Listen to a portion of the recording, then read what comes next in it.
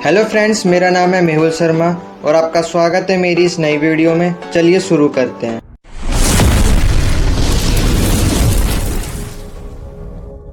दोस्तों, आज हम करने वाले हैं सेमेस्टर 3 का environmental science theory in practice part second.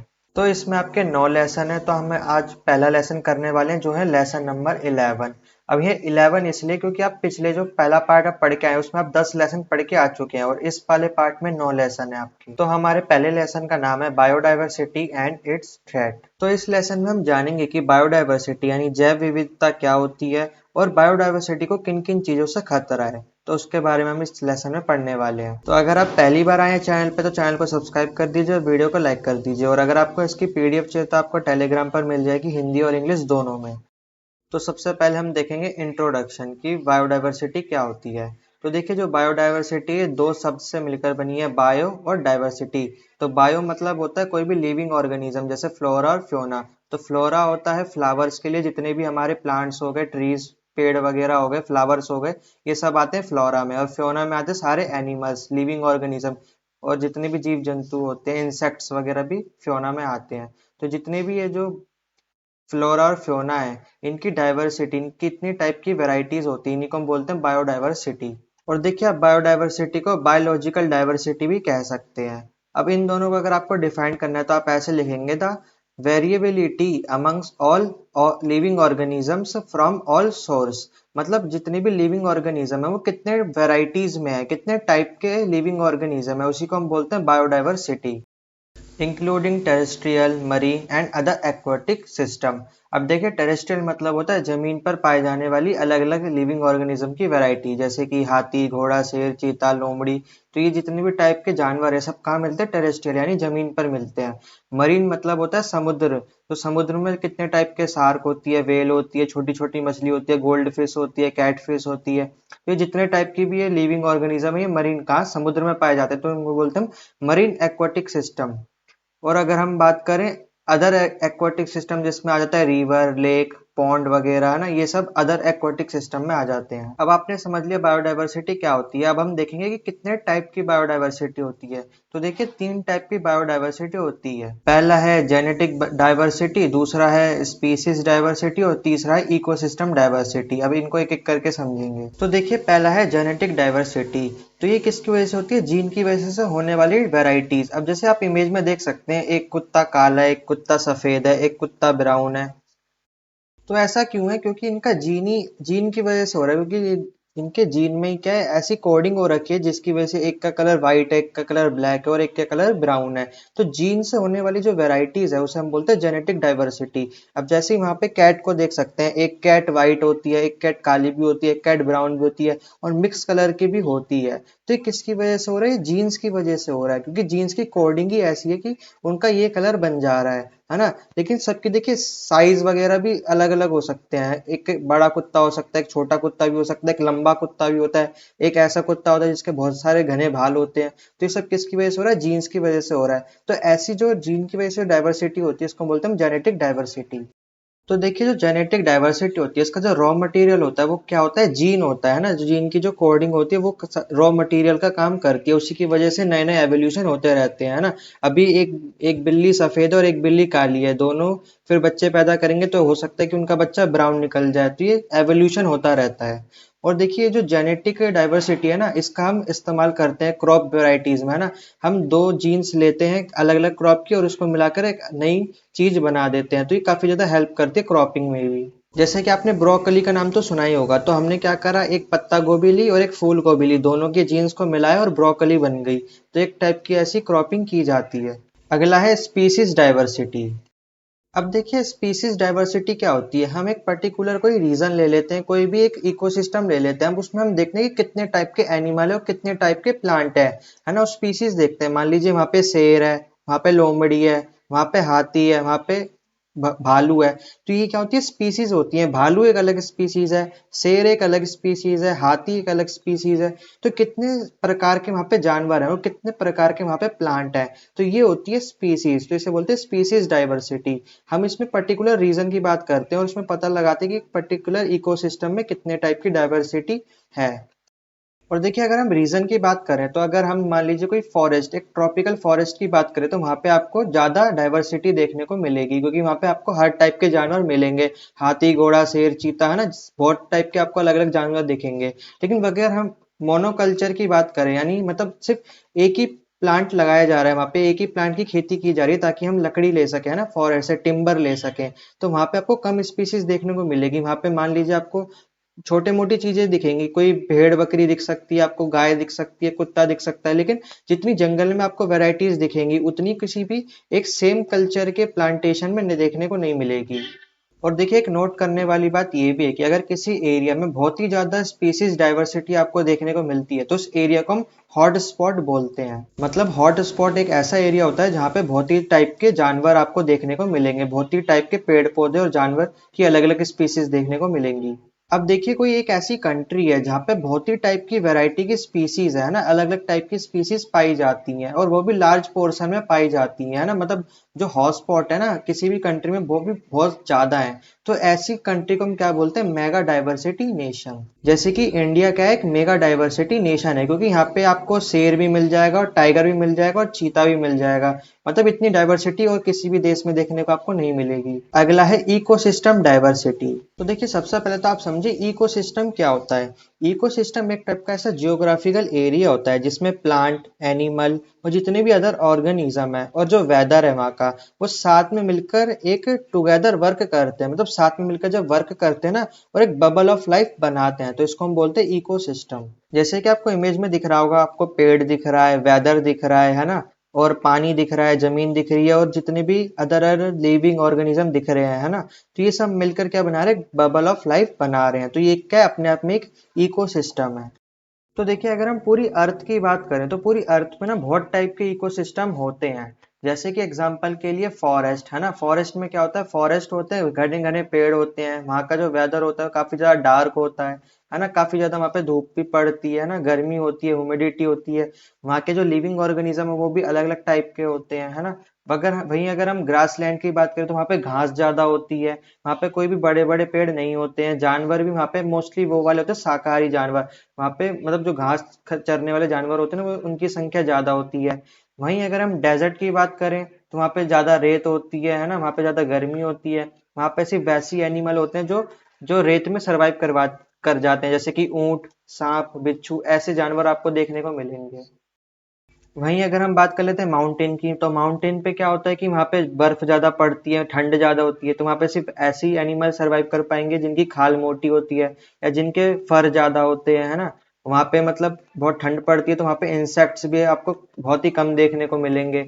और ऐसे मतलब ये सब क्या है, एक अलग अलग टाइप का इकोसिस्टम अपने आप में ही डेवलप कर रहे हैं। तो इतने टाइप के हमारे इकोसिस्टम होते हैं, फॉरेस्ट, ग्रासलैंड, डेजर्ट, माउंटेन, ये सब क्या है, अलग अलग इकोसिस्टम है। तो ये सारे जो इकोसिस्टम है ये सब है टेरेस्ट्रियल है। एक्वाटिक इकोसिस्टम अलग होते हैं, जैसे कि रिवर, लेक, सी, ये अलग इकोसिस्टम होते हैं। तो रिवर के अंदर खुद का एक इकोसिस्टम चल रहा होता है। रिवर के अंदर क्या होती है, छोटी छोटी मछलियां होती है, मेंढक होता है ना। रिवर के अंदर क्रोकोडाइल्स भी होते हैं, तो इनका अलग इकोसिस्टम चल रहा होता है। सी का अलग होता है, सी में बड़ी बड़ी मछलियां होती हैं, वेल होती है, शार्क होती है ना, और ऑक्टोपस होता है, कछुआ होता है, उनका अलग इकोसिस्टम चल रहा होता है। तो पूरी अर्थ पे हम बात करें तो अलग अलग टाइप के इकोसिस्टम है। अब चलिए इन तीनों को एक बार शॉर्ट में रिवाइज कर लेते हैं। सबसे पहला क्या था, जेनेटिक डाइवर्सिटी, एक ऐसी डाइवर्सिटी जो जेनेटिकली होती है, जीन्स की वजह से होती है। मतलब एक ही स्पीसीज में होने वाली अलग अलग डाइवर्सिटी, है ना, कोई बिल्ली सफेद है, कोई बिल्ली काली है और कोई बिल्ली लाल है, ठीक है, जेनेटिक डाइवर्सिटी। दूसरी है स्पीसीज डाइवर्सिटी, कुत्ता, बिल्ली, शेर, हाथी, हिरण, ये सब क्या अलग अलग जानवर हैं, ये अलग अलग जानवर की स्पीसीज है। तो पर्टिकुलर एरिया में कितने टाइप के जानवर पाए जाते हैं उसे हम बोलते हैं स्पीसीज डाइवर्सिटी।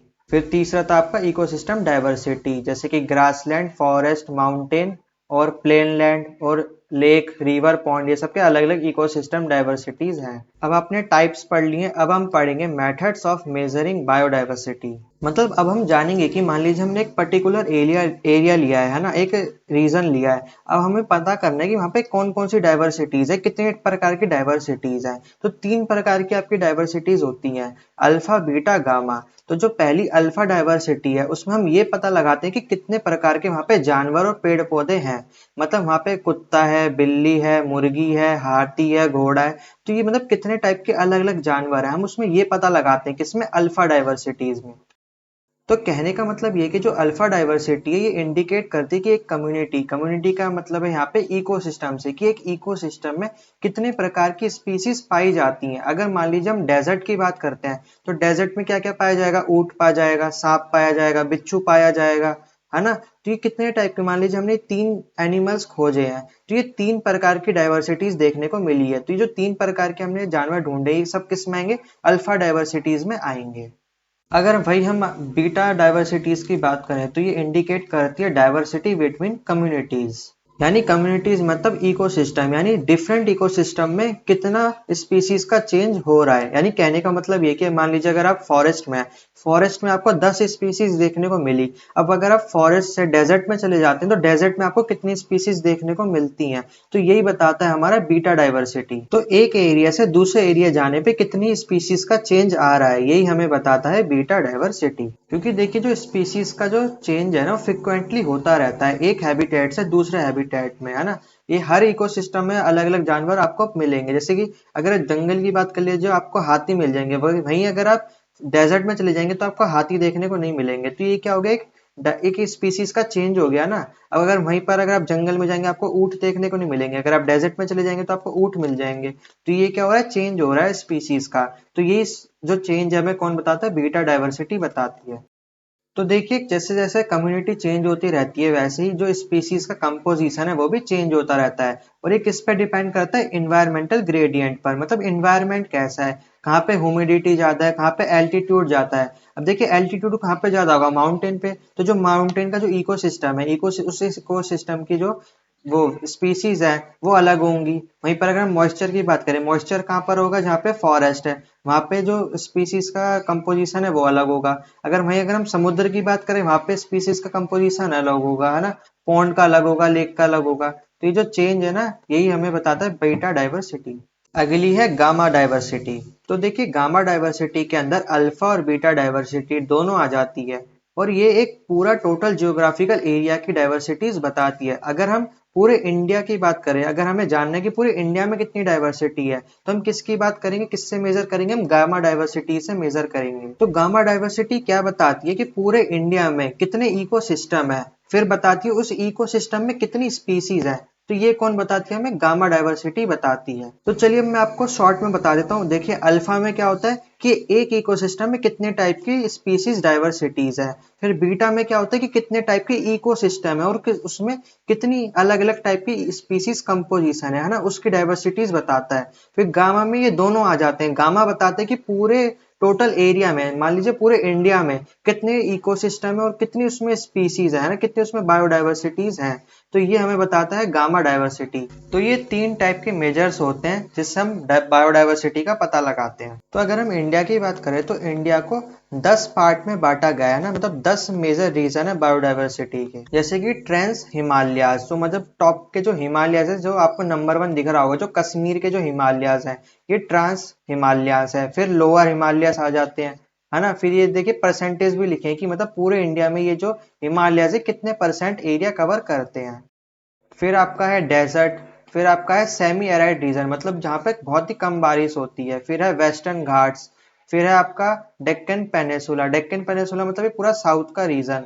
फिर गंगेटिक प्लेन यानी उत्तर प्रदेश बिहार का रीजन। फिर कोस्टल एरिया, मतलब जो आपका ये जो गोवा वगैरह है, केरला वगैरह है। फिर आपका नॉर्थ ईस्ट मतलब आसाम, अरुणाचल प्रदेश। फिर है आपका आइसलैंड, मतलब ये जो जम्मू कश्मीर, वो अंडमान निकोबार है, आपका लक्षद्वीप है, ये सब है आइलैंड। तो ये सारे आपके यहाँ पे परसेंटेज लिखे कि आपका ये कितना एरिया कवर कर रहे हैं। तो ये 10 मेजर पार्ट में पूरे इंडिया को हमने बांटा हुआ है। अब चलिए इनको मेजर से समझते हैं। अगर हम देखें, हम अल्फा की बात करें तो हम ऐसे कहेंगे कि हमें डेजर्ट की बात करें कि एक डेजर्ट के पार्ट में, यानी जो राजस्थान का जो डेजर्ट वाला पार्ट है, अब यहाँ पे कितने टाइप की स्पीसीज पाई जाती हैं। यहाँ पे ऊंट पाया जाता है, बिच्छू पाया जाता है। तो ये टाइप की क्या हो गया, स्पीसीज होगी कितने टाइप की, तो ये किस में आएगा, अल्फा में आएगा। अगर हम बीटा की बात करें तो बीटा में ये 10 के 10 आ जाएंगे, है ना, ये 10 के 10 आ जाएंगे। और बीटा में बताया जाएगा कि मतलब डेजर्ट में इतनी स्पीसीज है ना, वेस्टर्न घाट में इतनी स्पीसीज है, डेक्कन प्लेटू में इतनी स्पीसीज है। तो ये कौन बताएगा, हमें बेटा बताएगा कि मतलब बीटा जो डाइवर्सिटीज है वो बताएगी कि इस इकोसिस्टम में इतनी स्पीसीज है और दूसरे वाले इकोसिस्टम में इतनी स्पीसीज है। और अगर हम गामा की बात करें तो गामा हमें पूरे इंडिया का बताएगा कि पूरे इंडिया में इतनी टाइप की स्पीसीज पाई जाती हैं। अब देखिए, आपने सुना होगा कि बायो कंजर्वेशंस बनाए जाते हैं। तो ये क्यों बनाए जाते हैं, ये हमारे लिए इतने ज्यादा इंपॉर्टेंट क्यों है, तो अगले टॉपिक में आप ये पढ़ेंगे, वैल्यूज ऑफ बायोडाइवर्सिटी। क्या कि जो बायोडाइवर्सिटी हमारे लिए इतने इंपॉर्टेंट क्यों है। तो पहला है कंजप्शन वैल्यू। तो देखिए, जो बायोडाइवर्सिटी है सबसे ज्यादा इंपॉर्टेंट है फूड सप्लाई के लिए, क्योंकि जितना भी खाना आता है वो बायोडाइवर्सिटी से ही आता है। जैसे कि फिश हो गई, मछलियां वगैरह हो गई, है ना, हैन वगैरह, मुर्गियां वगैरह हो गई। ये जो खाने की जो नॉन वेजिटेरियन होते हैं वो जो खाते हैं, ये सब कहाँ से आते हैं, इनके लिए एनिमल, फिश और प्लांट, ये सब बायोडाइवर्सिटी से ही आता है। तो पहला रीजन ये हो गया, बायोडाइवर्सिटी हमारे लिए इसलिए इंपॉर्टेंट है क्योंकि हमें इससे खाना मिलता है। तो जो लार्ज नंबर ऑफ प्लांट है, किसके द्वारा कंज्यूम किए जाते हैं, ह्यूमन बींग के द्वारा एज अ फूड। और जो फ्यूज एनिमल्स होते हैं जैसे कि cattle, pig, sheep, God, buffalo, chicken, duck, गीस, है ना, टर्की स्पीसीज, तो ये सब भी ह्यूमन के द्वारा कंज्यूम की जाती हैं। और आप चाइना के लोगों को तो जानते ही हैं, वो तो कॉकरोच तक नहीं छोड़ते। अगला है प्रोडक्टिव वैल्यू। अब देखिए, बायोडाइवर्सिटीज में पाए जाने वाले लिविंग ऑर्गेनिज्म कमर्शियल पर्पस के लिए भी यूज किए जाते हैं। जैसे कि आपने सुना होगा, जो हाथी के दांत हैं वो बड़े ही ऊंचे दाम में बेचे जाते हैं, है ना। शिकारी क्या करते हैं, उनका शिकार करते हैं, उनको मार के उनके दांत ले लेते हैं, नाखून ले लेते हैं, है ना। और जो शेर की खाल होती है, शेर के नाखून होते हैं, सिल्क वॉर्म की जो सिल्क होती है उसको ले लेते हैं, सीप की जो उसकी जो बाल होते हैं उसको ले लेते हैं, वूल्स को ले लेते हैं, है ना। और जो गाय बकरी होती है उनसे उनका दूध ले लेते हैं ना, डियर्स को उनको मार के उनकी खाल ले लेते हैं। तो ये सब क्या कमर्शियल पर्पस के लिए यूज किए जाते हैं। तो मतलब हम देखा जाए तो बायोडाइवर्सिटी हमारे मतलब जीविका के लिए भी बहुत ही ज्यादा इंपॉर्टेंट है, मतलब कमर्शियल पर्पस के लिए भी बहुत ही ज्यादा इंपॉर्टेंट बायोडाइवर्सिटी है। अगला है सोशल वैल्यू। तो देखिए, सोशल वैल्यू एक ऐसी वैल्यू है जो हमारे सोशल लाइफ, हमारे रिलीजन और हमारी एक स्पिरिचुअल वैल्यू से कनेक्ट होती है। क्योंकि देखिए, हमारे यहाँ पे ऐसे कई सारे प्लांट है जिनको बहुत ही ज्यादा पवित्र माना जाता है। जैसे कि तुलसी, आम के पत्ते, केले के पत्ते, इनको बहुत ही ज्यादा पवित्र माना जाता है। केलों के पत्तों पे तो खाना भी खाया जाता है। वहीं पर अगर हम फ्रूट्स की बात कर ले, आम, अमरूद, है ना, ये सब जो फल हो गए, इन सबको पूजा में इस्तेमाल किया जाता है। फूल हो गए, है ना, गेंदे का फूल हो गया, और जो पीले वाले जो फूल होते हैं उनका भी काफी ज्यादा उपयोग किया जाता है। वहीं अगर हम एनिमल्स की बात कर ले तो जैसे काऊ, स्नेक, बुल, इनकी भी पूजा की जाती है ना, हमारे हिंदू धर्म में। तो ये हमारे धर्म के अगर हिसाब से देखें तो काफी ज्यादा सिग्निफिकेंट है। तो हमें इसलिए भी ये जो बायोडाइवर्सिटी इनको कंजर्व करना चाहिए। और जो बायोडाइवर्सिटी हमारे लिए एक सोशल वैल्यू रखती है। अगला है एथिकल वैल्यू। तो एथिकल वैल्यू मतलब है नैतिक मूल्य। इसका मतलब ये कि जो ह्यूमन बींग है, यानी जो हम है, हमें इस बात से फर्क नहीं पड़ता कि वो हमारे लिए यूजफुल है या नहीं है। जैसे कि अगर हम कबूतर की बात कर ले तो कबूतर हमारे किसी काम का नहीं है, लेकिन हमारे लिए फिर भी हमें जान के खुशी होती है कि वो एक एनवायरनमेंट का हिस्सा है। अगर हम मच्छर की बात कर ले तो भले ही अगर मच्छर मच्छर हमारे किसी काम का नहीं है, लेकिन हमें एक टाइप की सेटिस्फेक्शन होती है कि मतलब वो एनवायरनमेंट में है, हमारे इकोसिस्टम में है ना। तो ये क्या एक एथिकल वैल्यू को डिनोट करता है कि मतलब वो जानवर हमारे लिए किसी काम का नहीं है, लेकिन वो एक इकोसिस्टम का पार्ट है। वो भी कुछ ना कुछ योगदान अपना दे रहा है इकोसिस्टम में। अगला है एस्थेटिक वैल्यू। तो देखिए, अगर आपने डिस्कवरी चैनल देखा होगा तो आपने देखा होगा कि वो जो बहुत सारे लोग होते हैं वो जंगलों में जाते हैं, है ना, अलग अलग जानवरों की फोटो खींचते हैं, उनको दूर से देखते हैं, है ना, उन पे रिसर्च करते हैं। तो जो बहुत सारे लोग होते हैं वो अपना बहुत सारा पैसा और टाइम खर्च करते हैं वाइल्ड लाइफ के ऊपर, है ना। वो अलग अलग एरिया में जाके अलग अलग जानवरों को ढूंढते हैं, है ना, उन पे रिसर्च करते हैं, उनको देखते हैं। तो इनसे क्या होता है कि एस्थेटिक वैल्यू जनरेट होती है, मतलब पैसे जनरेट होते हैं, टूरिज्म का काफी ज्यादा प्रमोशन होता है। तो इस टाइप के टूरिज्म को इको टूरिज्म बोला जाता है, जिसमें जो दूसरे देश के लोग होते हैं वो किसी देश में जाके उसकी वहाँ की वाइल्ड लाइफ को देखते हैं। जैसे कि अमेरिका के लोग इंडिया आके यहाँ के भालुओं को देखे, शेरों को देखे, हाथियों को देखे। तो ये एक टाइप का इको टूरिज्म होता है। और इस इको टूरिज्म की वजह से अगर सालाना हम बात करें तो $12 बिलियन का रेवेन्यू जनरेट होता है। तो देखा जाए तो जो बायोडायवर्सिटी है वो एस्थेटिक वैल्यू से भी काफी ज्यादा इंपॉर्टेंट होती है। अब हम देखेंगे थ्रेट्स टू बायोडायवर्सिटी, मतलब जो बायोडायवर्सिटी है उसको किन से खतरा है। तो सबसे पहला खतरा तो हम खुद ही है, यानी ह्यूमन पॉपुलेशन ग्रोथ। अगर देखिए ह्यूमन पॉपुलेशन ग्रोथ होगी, अब उनको जमीन की जरूरत होगी, उनको घर बसाना है अपना, है ना, तो जमीन तो चाहिए होगी, तो फिर पेड़ काटेंगे। इससे क्या होगा कि जो बायोडायवर्सिटी है उसका जो एरिया है वो कम होता जाएगा, और जो बायोडायवर्सिटी है वो भी कम होती जाएगी। वहाँ के जो जानवर है उनकी संख्या भी कम होती जाएगी। दूसरा है इंडस्ट्रियलाइजेशन। अब बड़ी बड़ी फैक्ट्रीज लगानी है, इंडस्ट्रीज सेटअप करनी है, तो जमीन तो चाहिए रहेगी, फिर से पेड़ काटे जाएंगे। फिर अगला है change in the land use pattern. अब देखिए हम पेड़ काट देंगे, जो लैंड फॉर्म है ना वो भी चेंज होता रहता है, इरोजन होता रहता है, सॉइल इरोजन होता रहता है। पेड़ काट देंगे तो वो सॉइल को पकड़ नहीं पाएंगे, इससे सॉइल बह जाएगी और अलग अलग जो लैंड का पैटर्न बन जाएगा। अगला कारण है पोचिंग। इसको हिंदी में बोलते हैं अवैध शिकार। तो अगर हम अवैध शिकार करेंगे, जैसे कि अगर हाथी को मार के उसके दांत ले लेंगे, शेर को मारेंगे उसकी खाल निकाल लेंगे, तो अगर हम अलग अलग जानवरों को मारेंगे तो इससे भी क्या है, स्पीसीज पे अफेक्ट पड़ता है, उनकी जो कॉम्पोजिशन है उस पर भी अंतर आ जाता है। अगर मान लीजिए किसी जंगल में अगर हमने सारे शेर मार दिए, तो जिससे क्या होगा, जो घास खाने वाले जानवर है उनकी संख्या बहुत ही ज्यादा बढ़ जाएगी। वहीं अगर हमने जो घास खाने वाले जानवर है उनको मार दिया, तो जो शेर है और जो जो मांसाहारी जानवर है वो मर जाएंगे। तो हम ऐसे क्या करेंगे, कंपोजिशन बिगाड़ देंगे इकोसिस्टम का।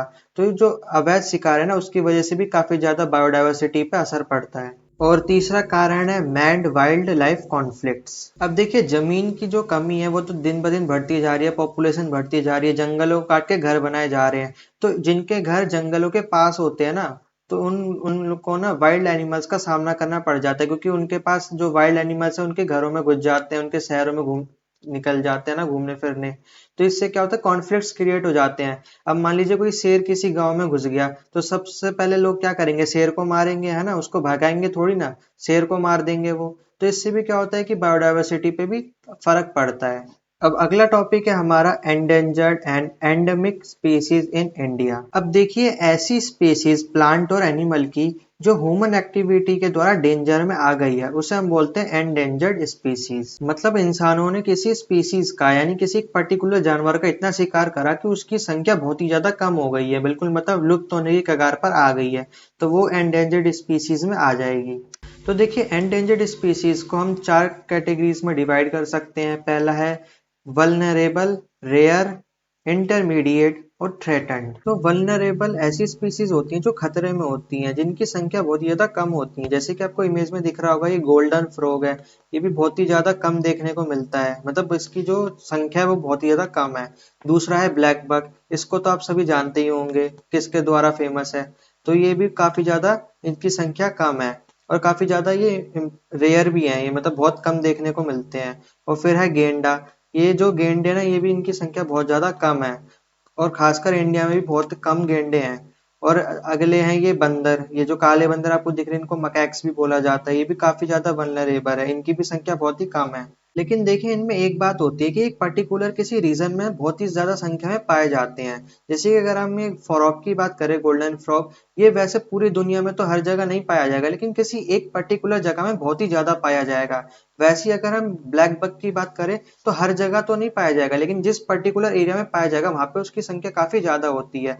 मतलब ये वल्नरेबल तो है, खतरे में तो है, लेकिन किसी की स्पेसिफिक जगह पे इनकी काफी ज्यादा पर्याप्त संख्या होती है। और दूसरे हैं रेयर। तो जैसे कि आपको ये इमेज दिख रही होगी, इसका नाम है ब्लैक व्हाइट लेमूर। ये आधा कुत्ता और आधा बंदर जैसा होता है। फिर अगला आपको दिख जाएगा लेपर्ड, ये भी काफी ज्यादा रेयर होता है। फिर अगला है आपका रेड पांडा, ये भी बहुत ज्यादा रेयर है, ये मतलब बहुत ही ज्यादा रेयर है, अगर आपको दिख गया तो मतलब आप काफी ज्यादा लक्की हो। फिर अगला है व्हाइट लॉयन, जो सफेद शेर होते हैं ये भी काफी ज्यादा रेयर होते हैं। फिर अगला होता है ये रेड आई ट्री फ्रॉग, ये पेड़ों पर मिलता है और इसकी आंखें लाल होती हैं। ये भी काफी ज्यादा रेयर फ्रॉग होता है। अगला है इंटरमीडिएट स्पीसीज। तो देखिए आपको जैसे इमेज में दिख रहा होगा, ये है मड स्क्रीपर। ये ऐसी स्पीसीज होती हैं जो एवोल्यूशन के पीरियड में होती है। मतलब जैसे कि ये क्या एक मछली, मतलब एक टाइप की मछली है जो पानी में रहती है, लेकिन ये क्या जमीन पर भी आ जाती है, अपने हाथ पैर चलाती है और थोड़ी डिस्टेंस कवर कर लेती है जमीन पर भी, है ना। मतलब ये जो मट्टी आपको दिख रही होगी मिट्टी है, यहाँ पे पानी भी है, तो ये थोड़ा ना चल लेती है जमीन पर, तो इसको बोलते हैं मड स्क्रीपर। तो ये क्या अपने एवोल्यूशन के टाइम पे, क्योंकि स्टार्टिंग में आपने पढ़ा होगा या फिर आपने कई मूवीज में भी देखा होगा कि जो पानी में थी पहले लाइफ, वो जमीन पर कैसे आई, पहले जमीन से बाहर निकली, वो पानी से जमीन पर आई, फिर उसके जो जो वो जो फिन थे वो पैर में बदल गए, ऐसे फिर डायनासोर बने और फिर बहुत सारे अलग अलग जानवर बने। तो ये ऐसी स्पीशीज होती है जो एवोल्यूशन के पीरियड में होती है। और जैसे कि ये दूसरा वाला है, ये है प्लेटिपस। ये आधा बतख और आधा मछली, आप इसको समझ सकते हैं। मतलब पानी में भी तैर लेता है, जमीन पर भी चल लेता है, और बतख जैसी इसकी चोंच होती है। और लास्ट है थ्रेटेंड स्पीसीज। ऐसी स्पीसीज जो खतरे में है, मतलब जिनकी संख्या काफी ज्यादा कम है, जैसे कि पांडा। और ये जो ये स्लॉथ है, ये दिन भर सोता रहता है और इसकी स्पीड काफी स्लो होती है, मतलब पेड़ पे चढ़ने भी पूरा दिन ले लेता है, इसलिए कोई भी जानवर आता है इसको मार के भाग जाता है। फिर अगला जानवर है, ये है मैर्सुपियल। ये भी आधा मतलब गिलहरी जैसा है और आधा ये टाइगर जैसा दिखने में पीछे से, तो ये भी काफी ज्यादा थ्रेटेंड है। और आखिरी में है कोअला। ये मतलब पांडा जैसा ही है, ये भी दिन भर पत्तियां चबाता रहता है, पेड़ पे बैठा रहता है, लेकिन जो शिकारी बंदर होते हैं इसको मार के भाग जाते हैं।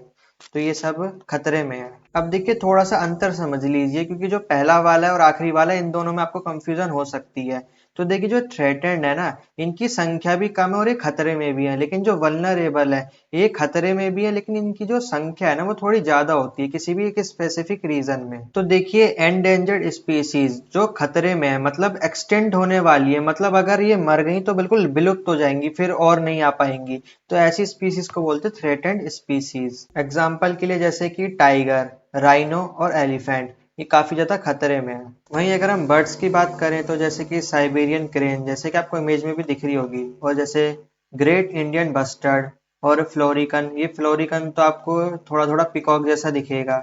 और वल्चर यानी गिद्ध। और रेप्टाइल में आ जाते हैं आपके मगरमच्छ और सांप वगैरह। और एम्फीबियन में जैसे कि मेंढक हो गए, टोड हो गए। एम्फीबियन उन्हें कहते हैं जो पानी और जमीन दोनों पे सरवाइव कर जाते हैं। और कछुए भी इसमें आते हैं। और देखिए ह्यूमन एक्टिविटी के कारण काफी सारे हैबिटेट का लॉस भी हुआ है। इसमें प्लांट स्पीसीज भी आती हैं, जैसे कि ऑर्चिड। तो जैसे कि आपको इमेज में दिख रहा होगा, ये फूल इतने मतलब रेयर है कि इनको फ्लिपकार्ट और अमेजोन पे बेचा जाता है। और देखिए ऐसी प्लांट की स्पीसीज जिनको मेडिसिन के लिए यूज किया जाता है, वो सभी जो स्पीसीज है वो खतरे में है ना, थ्रेटेंड स्पीसीज में आती हैं, क्योंकि हम उनका दवाई के लिए इस्तेमाल कर लेते हैं। जैसे कि आपने एलोवेरा सुना होगा, उनका काफी ज्यादा उपयोग किया जाता है। तो जो एलोवेरा की स्पीसीज है, ये भी काफी थ्रेटेंड है। मतलब आपको हर जगह एलोवेरा नहीं मिलेगा, किसी स्पेसिफिक जगह पर ही मिलेगा ना। या तो इसको कमर्शियली उगाया जाता है ना, बेचने वाचने के लिए। सबके घरों में आपको देखने को मिलेगा, लेकिन कहीं पर भी ऐसे उगता हुआ नहीं मिलेगा, किसी प्लॉट वगैरह किसी भी खुले स्पेस में आपको एलोवेरा उगता हुआ नहीं दिखाई देगा, है ना। काफी रेयर दिखाई देगा आपको, क्योंकि उसकी काफी ज्यादा इंपॉर्टेंस होती है, मेडिसिन के तौर पर भी उसका यूज किया जाता है। अगर कहीं पे भी उगता हुआ दिखेगा, कोई भी आएगा उखाड़ के ले जाएगा उसे, है ना।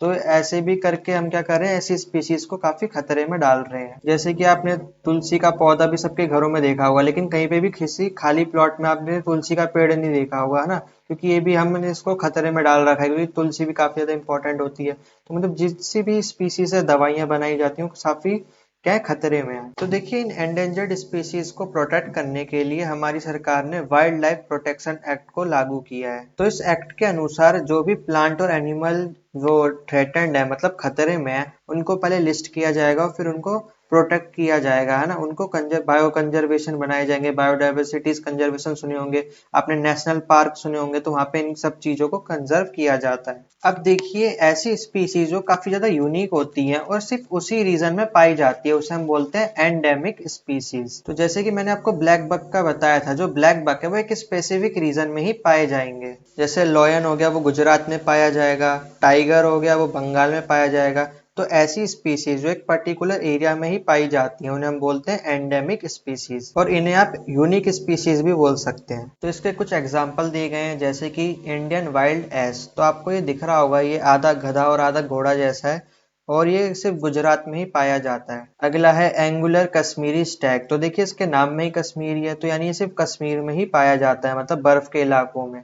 अगला है गोल्डन लंगूर। तो ये असम में पाया जाता है। अगला है पिग्मी हॉग। तो ये जो सुअर है यानी जो पिग है उनकी एक रेयर स्पीसीज है और ये भी सिर्फ असम में ही पाई जाती है। तो ये कुछ एंडेमिक स्पीसीज थी जो सिर्फ एक पर्टिकुलर रीजन में ही पाई जाती हैं। तो यहीं पर हमारा चैप्टर फिनिश होता है। आई होप मैंने आपको जितना ही पढ़ा है आपको अच्छे समझ आ गया होगा। तो कुछ पूछना है तो आप कमेंट कर सकते हैं, और अगर वीडियो पसंद आई है तो लाइक करें और सब्सक्राइब करें और शेयर करना ना भूलिएगा। जल्दी से जल्दी शेयर कर दीजिए अपने ग्रुप में, अपने जितने भी आपके व्हाट्सएप ग्रुप है, जितने भी कॉलेज के ग्रुप्स आपने बनाए हैं, जल्दी से इसको उसमें डाल दीजिए, क्योंकि जितनी जल्दी आप इसके व्यूज बढ़ाएंगे उतनी जल्दी मैं कोशिश करूंगा कि इसको कंप्लीट करवा सकूं। तो मैं मिलता हूं आपको इसकी नेक्स्ट वीडियो में, तब तक के लिए जय हिंद।